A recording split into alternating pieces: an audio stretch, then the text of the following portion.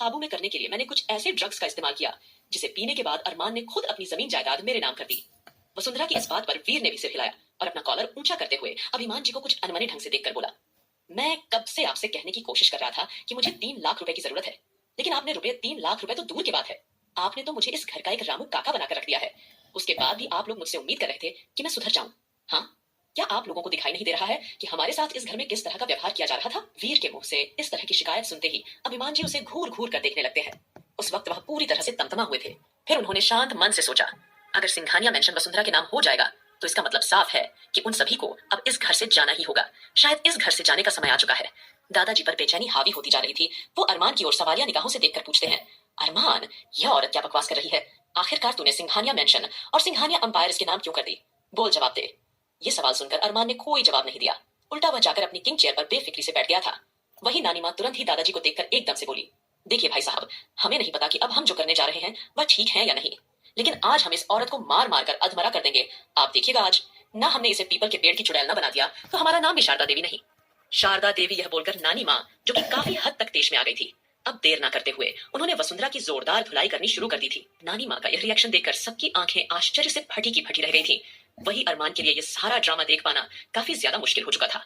उसने तुरंत ही हवा में अपना हाथ लहराया और नानी माँ रोकते हुए गुस्से से चिल्लाया, बस कीजिए, ये सब ड्रामा बहुत हो चुका है।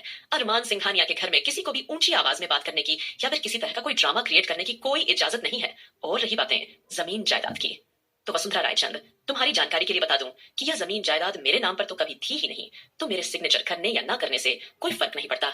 अरमान के ये शब्द किसी धमाके की तरह थे, जिसे सुनकर सबकी की आंखें शौक से खुली की खुली रह गई। वसुंधरा और वीर को अपने कानों पर विश्वास नहीं हो रहा था। अरमान के यह शब्द ऐसे थे मानो जैसे वसुंधरा के ऊपर बम फट गया हो। भले ही अरमान का रवैया ठंडा था, लेकिन माहौल में अचानक गर्मी सी फैल गई थी। हालांकि यह गर्मी झुंझुलाने वाली नहीं थी, बल्कि सुकून देने वाली थी, जिसे सुनकर दादाजी और अभिमान जी के टेंशन भरे दिमाग को थोड़ी बहुत राहत मिली थी। वहीं नानी माँ भी अब हैरानी से अरमान की ओर देखने लगती है। तब तक राधिका और वंशिका, जो कि आस्था को पकड़कर बैठी हुई थी, उन्होंने तुरंत आस्था को जमीन से उठाकर सोफे पर बैठा दिया था। आस्था अभी भी उसी हालत में थी, लेकिन तभी ध्रुव, जिसके गोद में इस वक्त अंश था, जो कि थोड़ी देर पहले अभिमान जी की गोद में था, पर वसुंधरा के साथ झड़प करने की वजह से उन्होंने अंश को ध्रुव की गोद में थमा दिया था।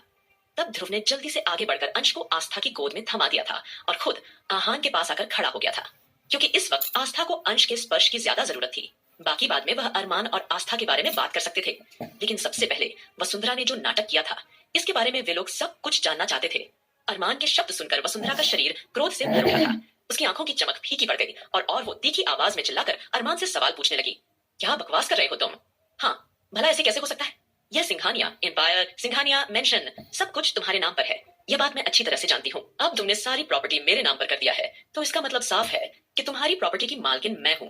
और तुम चाहे कितनी भी चाल चलो अरमान, लेकिन अब तुम मुझे तोड़ नहीं सकते, क्योंकि मैं अच्छी तरह से जानती हूँ कि तुम मुझे अपनी बातों में उलझाकर जरूर बेवकूफ बनाने की कोशिश करोगे ताकि वापस से अपनी प्रॉपर्टी पा सको। लेकिन अब ऐसा नहीं होगा। और इस बुढ़िया ने तो आज मुझ पर हाथ उठाकर अपनी सारी हदें पार कर दी है। इस बुढ़िया को तो मैं यहाँ एक पल के लिए भी बर्दाश्त नहीं करूंगी, इसलिए इसे अभी इस मेंशन से जाना होगा। एक पल के लिए मैं तुम सब पर तरस खाकर यहाँ रहने दे सकती हूँ, लेकिन इस बुढ़िया को मैं यहाँ किसी भी कीमत पर नहीं रहने दूंगी। वसुंधरा की इस तरह की बातें सुनकर अरमान जोर जोर से हंसने लगा। उसने तुरंत ही अपनी जेब में से वही सफेद रंग के ड्रग्स का पैकेट, जो कि वसुंधरा ने वीर के जरिए अपने पुराने असिस्टेंट से मंगवाया था, वह ड्रग्स का पैकेट उसके सामने लहराते हुए बोला, तुम्हें क्या लगा था कि इस मामूली थर्ड क्लास ड्रग्स के इस्तेमाल से तुम अरमान सिंघानिया का दिमाग खराब कर सकती हो? हाँ, यह तुम्हारी बहुत बड़ी गलतफहमी है वसुंधरा रायचंद, क्योंकि मैं तुम जैसी घटिया और चालबाज औरतों को अच्छी तरह से जानता हूँ, जो अपने फायदे के लिए कुछ भी कर सकती हैं। जिस वक्त मैंने पहली बार वह कॉफी पी थी, उसी वक्त मेरा दिमाग किसी अलग ही डायरेक्शन में जा रहा था। जिस कॉफी को मैं बचपन में पीता था, क्या मुझे तुम्हारे हाथों की उस कॉफी का टेस्ट पता नहीं होगा? तुम्हें क्या लगा था मुझे ड्रग्स वाली कॉफी का फर्क पता नहीं चलेगा? हाँ, वसुंधरा ने जो ड्रग्स मंगवाया था, वह ड्रग्स उसने कहीं और नहीं बल्कि अरमान की कॉफी में मिलवाया था, ताकि जब जब वह अरमान को कॉफी में ड्रग्स मिलाकर देंगी, ठीक उसी वक्त अरमान पर उसका असर होगा और अरमान कुछ समय के लिए वसुंधरा के कब्जे में होगा। वसुंधरा जैसा कहेगी अरमान वैसा ही करेगा।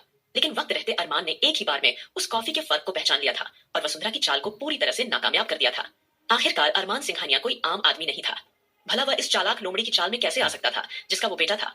भले ही उस पर वायरस इंजेक्ट किया गया हो, लेकिन उसी वायरस की वजह से वो एक बार फिर से खतरनाक डेविल किंग बन चुका था, जिसकी नजर हर चीज पर रहती थी।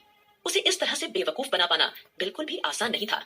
अरमान की यह सारी बातें सुनकर वसुंधरा का चेहरा पूरी तरह से काला पड़ गया था। उसने सपने में भी नहीं सोचा था कि अरमान ऐसा कुछ सोच सकता है। ये बात जानकर वह थोड़ा घबरा गई और वो अपने माथे पर आए पसीना पोंछकर बहादुरी से बोली, तुम चाहे कुछ भी बकवास कर लो, लेकिन अब देर हो चुकी है।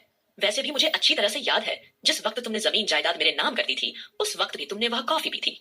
तो इसका मतलब साफ है कि उस वक्त तुम मेरे वश में थे और तुमने खुद अपना मेंशन और सारी धन दौलत मेरे नाम पर कर दिया था। वसुंधरा की इरिटेट इरिटेट आवाज सुनकर एक पल के लिए अरमान को झुंझलाहट हुई और अगले ही पल वह अचानक जोर जोर से हंसने लगा। फिर तंज भरी नजरों से वसुंधरा को देखकर बोला, शायद तुम्हें किसी ने यह नहीं बताया कि अरमान सिंघानिया ने बहुत पहले ही अपनी जमीन जायदाद सब कुछ अपने बेटे अंश सिंघानिया के नाम कर चुका था। अब जैसे ही अरमान ने यह बताया तो वैसे ही सब लोग पूरी तरह से हैरान रह गए और उनका दिल एकदम से आश्चर्य में डूब गया। तभी अरमान एक फिर अपनी बात क्लियर करते हुए बोला, मैं ये बात साफ साफ कहना चाहता हूँ कि मैंने बहुत पहले ही अपना घर, अपना सिंघानिया एम्पायर और यहाँ तक कि यह सिंघानिया मेंशन भी अंश सिंघानिया के नाम कर चुका हूँ। जैसे ही अरमान ने इस सच का खुलासा किया तो यह सुनकर वसुंधरा के शरीर में वैसे सिरहन सी दौड़ गई थी। उसका दिमाग एकदम से खाली हो गया था।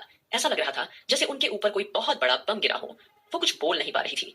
वही आकाश और सुमित, बाकी सबके चेहरे पर एक रहस्यमयी मुस्कुराहट आ गई थी। कहीं ना कहीं सबको पता था कि वाकई अरमान सिंघानिया का मुकाबला करना इतना आसान नहीं है। सभी के चेहरे पर एक जंग जीतने मुस्कुराहट थी और सभी लड़कियां और नानी माँ भी काफी खुश नजर आ रही थी। वहीं आस्था को जल्दी ही वह सीन याद आ गया था जब उसके ऑस्ट्रेलिया जाने से पहले अरमान ने उससे कुछ कागजात पर सिग्नेचर लिए थे और सारी प्रॉपर्टी अंश सिंघानिया के नाम पर कर दी थी और उसका नॉमिनी कोई और नहीं बल्कि आस्था सिंघानिया को बना दिया था। अब जैसे ही अरमान ने ये कहा, वसुंधरा के हाथ पैर डर के मारे फूल गए थे। अभी थोड़ी देर पहले उसने जो पूरे परिवार के सामने कहा, अब उसे अपनी इस बात का पछतावा होने लगा था। वसुंधरा के चेहरे के एक्सप्रेशन और भी ज्यादा बिगड़ गए थे। तब अरमान वसुंधरा के पास आया और कड़वाहट भरी मुस्कुराहट के साथ बोला, तुम्हारे हाथ में जो ये पेपर है, अब इनकी कोई वैल्यू नहीं है और न ही अब इनका कुछ हो सकता है। तुम लोग जानते हो कि तुम लोग अभी तक जिंदा क्यों हो, क्योंकि यह वीर अभिमान सिंघानिया की औलाद है।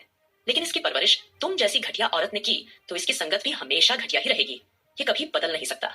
इसीलिए मैं अब भी और इसी वक्त तुम दोनों को घर से बाहर निकाल रहा हूँ। और हाँ, अब तुम लोगों की वापस मेरे घर में कभी कोई एंट्री नहीं होगी। वसुंधरा, जो अरमान की कड़वी बातें सुनकर पहले ही शौक में थी, वो अब अरमान की यह सारी बातें बर्दाश्त न कर सकी। अचानक वह घुटनों के बल बैठकर फूट फूट कर रोने लगी और कुछ सोचते हुए वह तुरंत दादाजी पैरों को पकड़कर गिड़गिड़ाने लगी। पापा, मुझे माफ कर दीजिए, मैं ऐसी हरकत दोबारा नहीं करूंगी। मैं जानती हूँ अनजाने में मैंने बहुत बड़ी गलती कर दी है। आप सबने मुझे इस तरह से नौकर बनाकर रखा था तो यह बात मुझसे बर्दाश्त नहीं हुई, इसीलिए मैंने इस तरह की घटिया चाल चली। पापा प्लीज मुझे एक और मौका दे दीजिए, एक और मौका दे दीजिए प्लीज।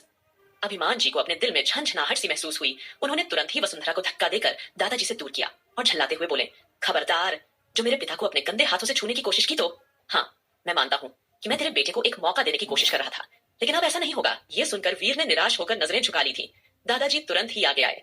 वसुंधरा और वीर को चेतावनी भरी नजरों से देखते हुए झुंझला कर बोले, हम अभी तक एक सांप को दूध पिला रहे थे।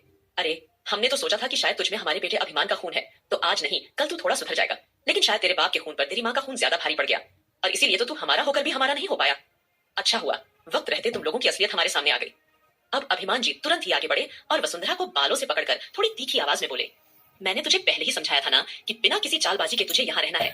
अगर तूने ज्यादा चालाकी की तो अंजाम तू सोच भी नहीं सकेगी क्या होगा। अब ये अभिमान सिंघानिया तुझ पर किसी तरह का कोई रहम नहीं दिखाएगा। हमने तुझे पहले ही वार्निंग दी थी, लेकिन तूने कभी हमारी बातों को सीरियसली नहीं लिया। ये कहते हुए अभिमान जी आंखों में हल्का हल्का दर्द साफ छलका रहा था। अभिमान जी की इस बात पर दादाजी ने भी हामी भरी और उन्होंने वसुंधरा और वीर को तीखी नजरों से देखा और कड़क आवाज में बोले, अब वक्त आ चुका है तेरे किए की सजा देने का। उन्होंने देर न करते हुए गार्ड्स को आंखों से कुछ इशारा किया और उनके इशारे पर गार्ड्स ने तुरंत वसुंधरा और वीर को मेंशन के बाहर उठाकर फेंक दिया था। वहीं अभिमान जी की आंखें पूरी तरह से नम हो चुकी थीं, क्योंकि भले ही वीर ने घटिया चाल चली हो, लेकिन आखिर वह उनका खून का था, इसलिए वह इस सिचुएशन में थोड़े इमोशनल हो गए थे।